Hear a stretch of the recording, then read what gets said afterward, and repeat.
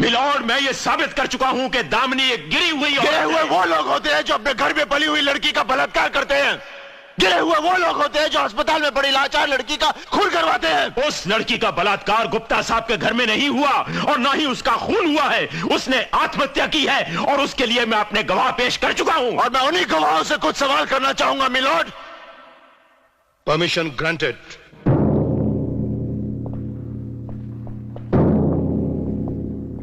तुम गुप्ता जी के यहाँ 10 साल से काम कर रहे हो? जी साहब। इसका मतलब है तुम उनके वफादार हो, ईमानदार हो, तुम पर उनका पूरा भरोसा है। हाँ, गाड़ियों की पूरी देखभाल भी तुम ही करते हो, जैसे उनकी मरम्मत, उनमें पेट्रोल डलवाना, सब कुछ तुम देखते हो। तो होली के उस दिन जब वो 4 लड़के उर्मी को लेकर गए, तो चड्ढा साहब आप ध्यान दीजिए, तो उस दिन जब वो 4 लड़के उर्मी को लेकर गए जी, तो बहुत परेशान हुए होंगे। तुम्हें ढूंढा होगा गाड़ी के लिए, चाबी के लिए। नहीं साहब, वो जिप्सी की गाड़ी, मेरा मतलब जिप्सी की चाबी मेरे पास नहीं होती साहब।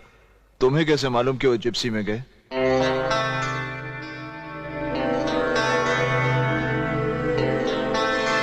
नहीं साहब, क्या बाद में मेरे को मालूम पड़ गया साहब। यानी कि बलात्कार हुआ ये तुम्हें बाद में मालूम पड़ा। Point to be noted my lord. ठीक है मंगेश, तुम जाओ। जी। Bloody fool. मंगेश जी। चड्ढा साहब, आप मंगेश को डांटना चाहते होंगे? हाँ? क्या बड़बड़ कर रहे थे तो मैंने सोचा कुछ पूछना चाहते होंगे। नहीं। हाँ तो कदम साहब, उर्मी ने अपने हाथ में खत लेकर गला तो नहीं काटा होगा, और गला काटने के बाद वो अपने हाथ में खत नहीं रख सकती, तो इसका मतलब है खत किसी और ने रखा। जी वो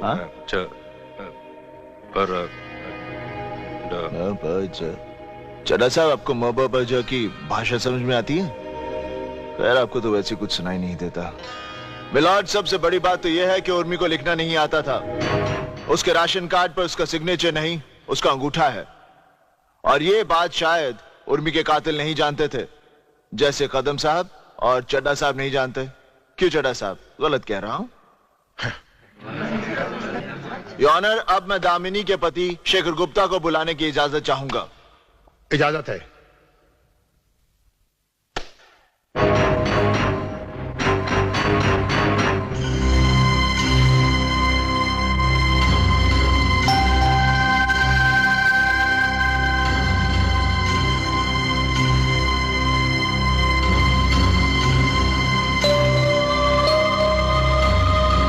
कहिए, जो कुछ कहूंगा सच कहूंगा। जो कुछ भी कहूंगा सच कहूंगा।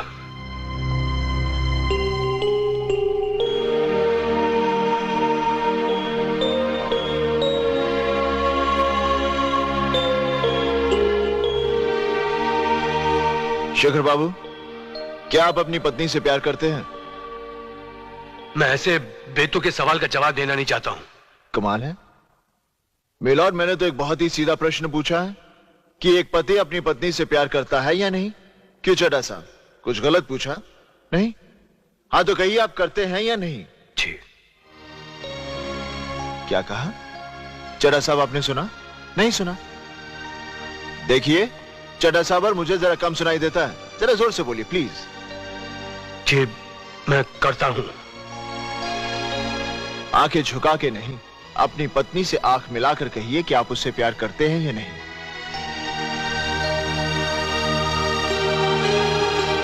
यह एक औरत के विश्वास का सवाल है। जी बहुत करता हूं।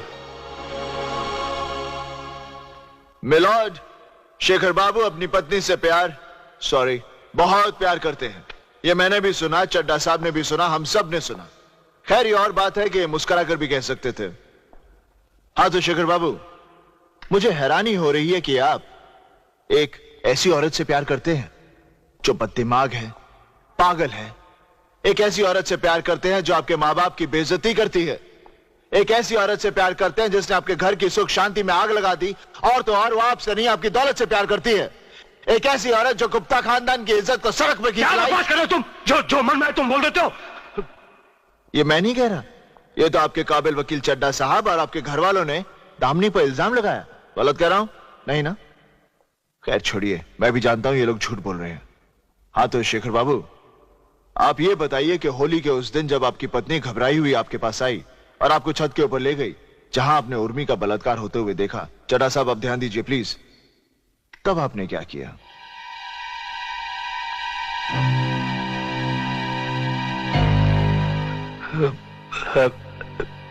ऐसा कुछ नहीं हुआ। क्या?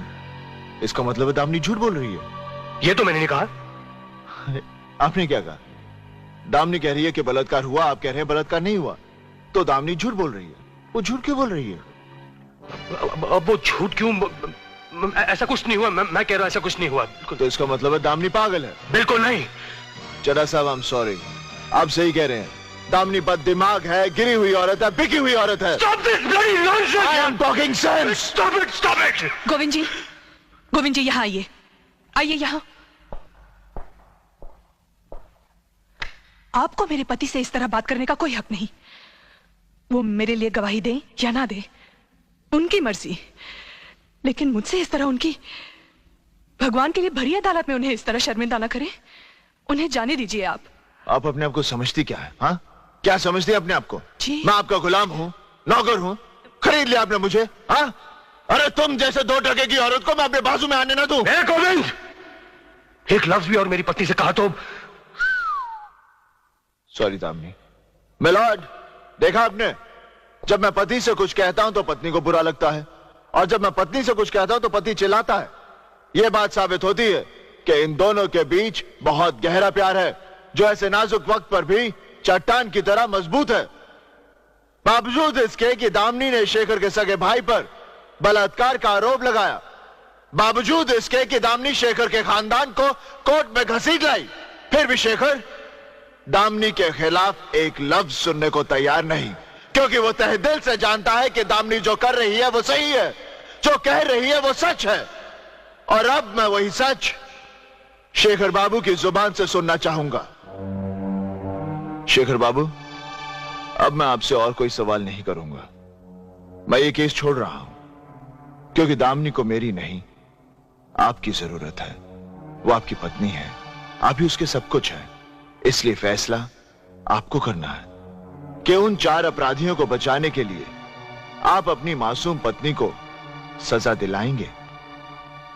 यह फैसला आपको करना है, आपको।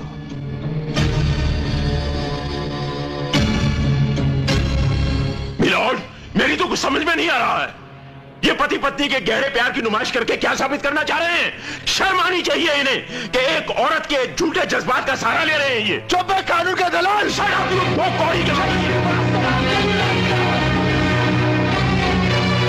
Order, order, order.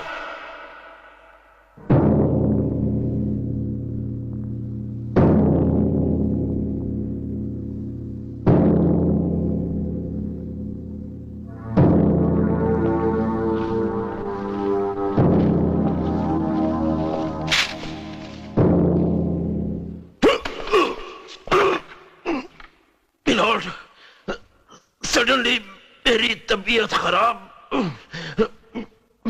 मैं कोर्ट से दरख्वास्त करता हूं कि अगली तारीख कोई दे दिया। सर, मिस्टर चड्ढा की तबीयत खराब हो जाने की वजह से इस केस को मुलतवी किया जाता है। केस की अगली तारीख बाद में मुकर्रर की जाएगी।